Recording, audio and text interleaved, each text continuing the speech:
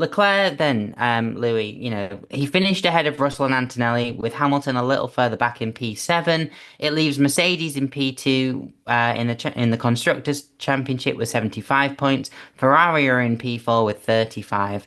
Factoring in the DSQ and China, obviously, for Ferrari. But how did you see the battle between these two teams today?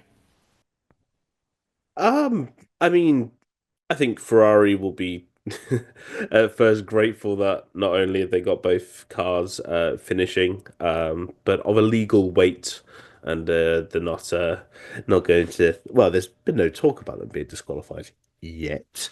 Um, you never know. Um, it's the FIA. They do like to take their time with a few things. Um, but I think it was given the way that the kind of the race went today, it didn't all change that much. I mean, Ferrari were trying an alternative strategy with Lewis. They started him on the hard tires.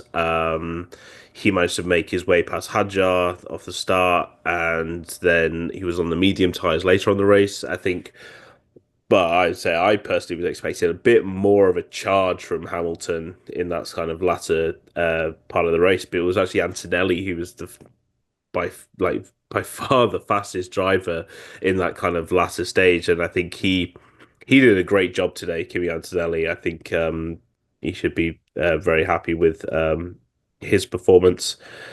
Leclerc was kind of holding the fort in P4. There was no way he was going to be catching the front three. The Ferrari just didn't have the pace, and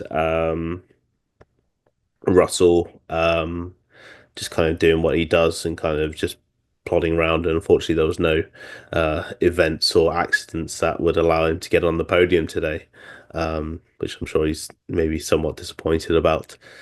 But the battle between Ferrari and Mercedes, while it's not kind of hit any explosive point, you can tell it's brewing. I think it's going to be a close um, battle as the season goes on. We've already seen that both teams are capable of getting really good results, um, but it's just going to be a matter of consistency who regularly finishes out on top. And I think that's going to change from weekend to weekend. The two cars seem quite track dependent, and they've got both teams are with new drivers. Hamilton's still figuring his way out through his Ferrari. Also slowly losing his patience with his engineer.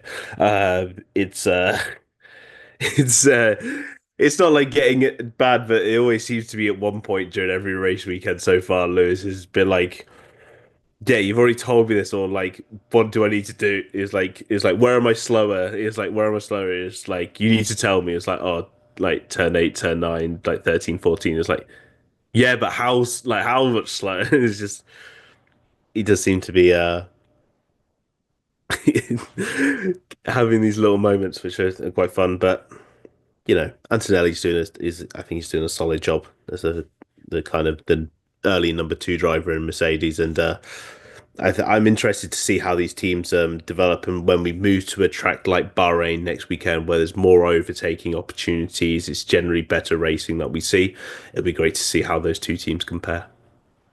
Yeah, it is going to be interesting to see them at, as you say, Bahrain, for example, where we do have more overtaking opportunities. And as, Kimi Antonelli is looking like a very promising talent. The stint that he did on those mediums today, putting him in that position then to push even harder on his hard tires, I should say, towards the end of the race as well.